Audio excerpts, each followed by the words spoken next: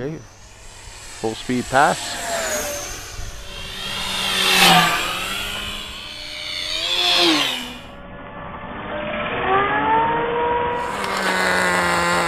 Quick look at the Eachine E-130 RC Helicopter. This is a great entry-level helicopter. It's a little bit bigger than some of the smaller ones out there, so it can handle a little bit better and handle a little bit more wind. It comes with a great instruction manual, very easy to read and follow. It's got a really nice remote control. It feels really good, and you can see there's some actual information on the little screen there. It shows you your trims, it shows you your signal strength and battery indicator and stuff there. It's got a little bag of spare parts there. There's a main gear, an extra set of blades, a little screwdriver, and there's a USB charger in there. I just flew this for about full 10-12 minutes, and I got 13% still left on the battery. That's just the first charge out of these batteries too, right? So they'll get a little bit better as time goes on. So let's do a little flight test for you guys, and hope you enjoy it. Stay tuned. So it's flashing, right, because it's ready to be armed. So you push up and down, and now it's armed. And you can, if you move the sticks, you can see the helicopter moving, but the throttle won't work yet. So to work the throttle, you you hold both sticks to the outer corner, and you'll see it start up, and then you can work the throttle. So it's kind of like a safety feature. The other things are trim. That's a flight mode button, 2 flight modes. You'll hear it beep twice for a second flight mode. That's a hover button. It also shows you the calibration thing through the manual too, if you're not sure if it's calibrated or flat or not. So let's go. Alright, so both sticks down like that, and so you hear it start up there, right? So hopefully the camera angle here is good enough for you guys, because I want to keep it low to the ground so you can kind of see it better. So I'm going to kind of point my head down a little bit there. Alright, so there's a little bit of a breeze, but not too much. So it's trimmed not bad. I'm going to trim it a little bit.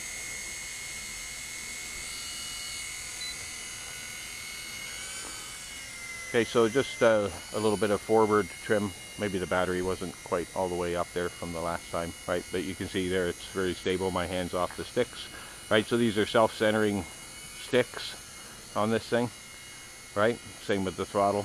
And I didn't even push the altitude hold because it just seems to do that by itself, right?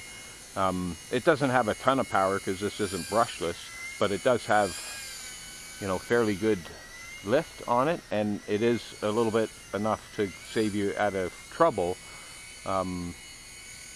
if you need it, right? So there's the wind kicking up there, so you could see it kick around a little bit there.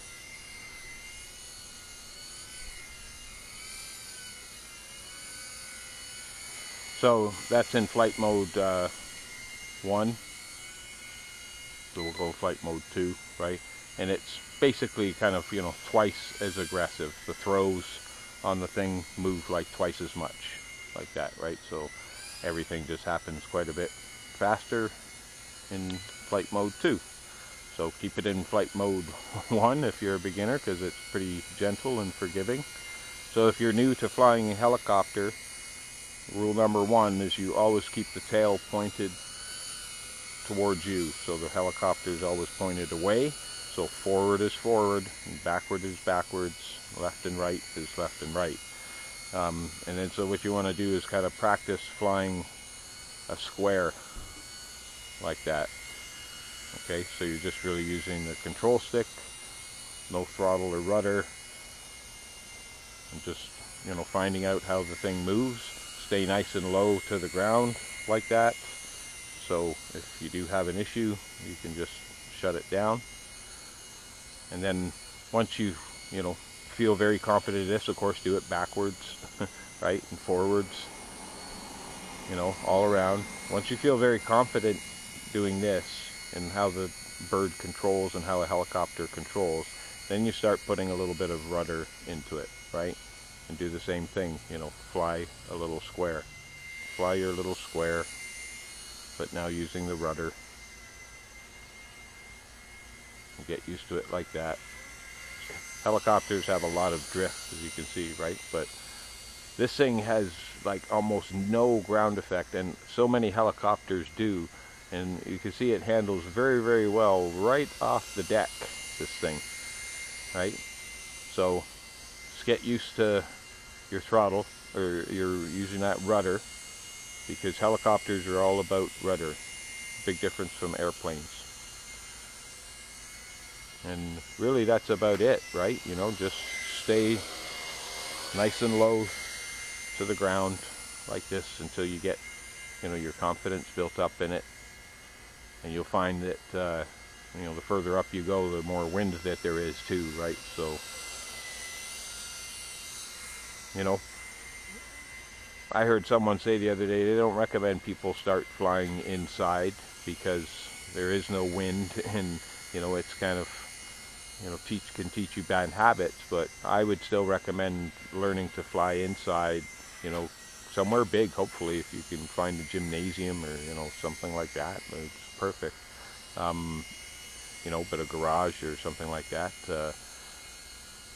you know, with zero wind, and then, you know, go out when there's really mild wind, right? But there are lots of days where there's zero wind, especially at the end of the day kind of thing like this. It can, you know, in this backyard's fairly protected here, right? So you see how easily it can get away from you. It's very, very sensitive helicopters. You have to be very, very gentle with the controls to make them fly gentle. So, you know, keep that in mind, you know. So rule number 2, definitely for sure with helicopters, is as soon as you're in the first sign of trouble, is you cut that throttle in the power. Because if the blades strike when it's under power, it's going to bend stuff and crack stuff and break things and do damage. So same goes for a car too, you know. If you're heading for a crash, cut the throttle, you know, and at least it's not crashing under power. Well, looks all good.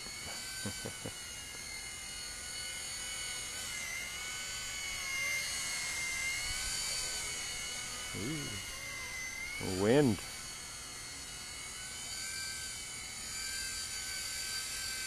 So that's our little review of the Eachine 130. Love and peace from Canada. And we are YouTube.